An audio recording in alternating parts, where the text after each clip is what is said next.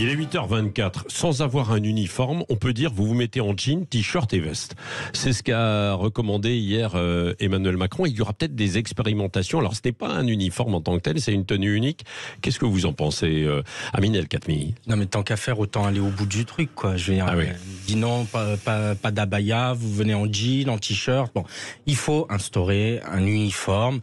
Carl Olive a fait... vous êtes pour un uniforme? Oui, parce que ça mettra fin à tous les débats qu'on a depuis quelques jours.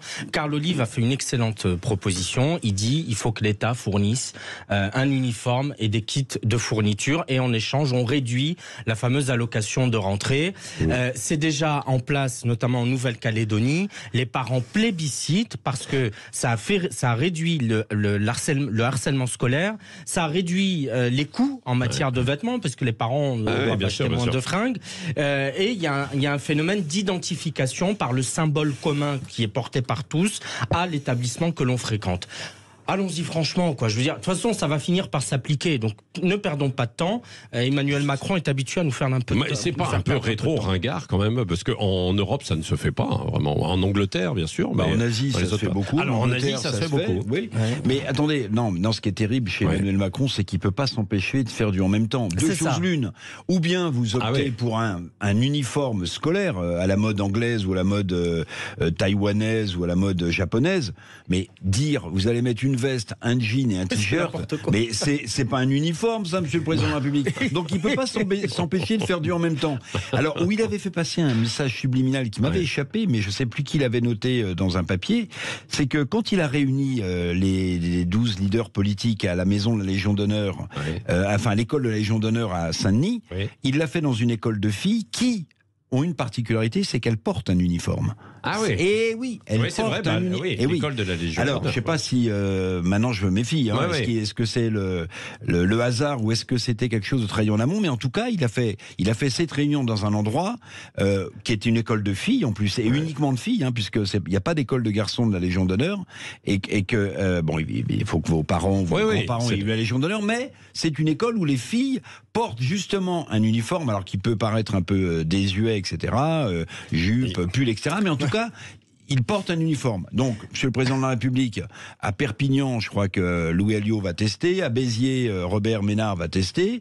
Alors, si c'est un uniforme, c'est un uniforme. Il n'y a rien de scandaleux à avoir une blouse avec son nom dessus. Il va peut-être en parler et préciser un peu les choses aujourd'hui. Il sera dans un collège d'Orthez, dans les Pyrénées-Atlantiques, pour parler d'école. Oui, parce que c'est devenu le vrai ministre. Alors là, il veut parler du sport à l'école. Oui, mais il est devenu le vrai ministre de l'Éducation, Emmanuel Macron. Il sent que c'est un thème porteur. Ça fait partie de son domaine de compétence, quoi. Maintenant, c'est ce qu'il dit, un peu comme la défense. Alors justement, jusqu'à présent, sous la Ve République, les présidents de la République, ils avaient deux domaines réservés, qui étaient la politique étrangère et la défense. Et maintenant, il en rajoute un troisième, Emmanuel Macron, c'est celui de l'éducation nationale, parce qu'il voit que Attal, grâce à cette initiative, qui est aussi un coup politique évidemment, de l'abaya, est en train de prendre son envol.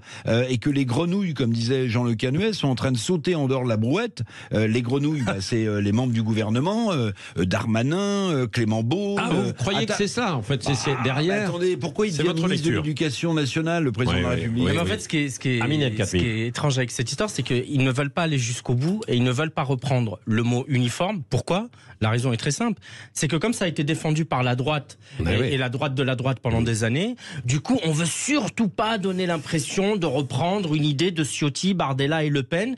Donc, on fait l'uniforme, mais sans l'appeler l'uniforme et sans que ce soit complètement l'uniforme. Eric a complètement raison. Par exemple, au Maroc, qui n'est pas un pays ni islamophobe, ni fasciste, ni je ne sais quoi, les élèves portent une blouse blanche, comme une forme de blouse d'infirmier, et donc tout le monde porte cette blouse blanche, et tout le monde, il y a une égalité devant... c'est une blouse, c'est pas une abaya, hein. Non, mais c'est une blouse. Ça évite précisément, justement, Patrick, ça évite les camises, les abayas et tout l'accoutrement islamiste que l'on connaît. Il n'y a pas eu trop d'incidents hier. Alors vous nous avez raconté tout à l'heure, pour ceux qui n'ont pas entendu, je vous conseille de réécouter en podcast votre chronique, votre édito politique où vous avez parlé de cette fake news à Avignon, des policiers devant le lycée Frédéric Mistral, mais ils n'étaient pas là pour contrôler les abayas, ils étaient là pour pour des opérations de Vigipirate. Hein. Bon, hier, globalement, sinon, il n'y a pas eu trop d'incidents, pas signalés en tout cas pour l'instant. Hein. Non.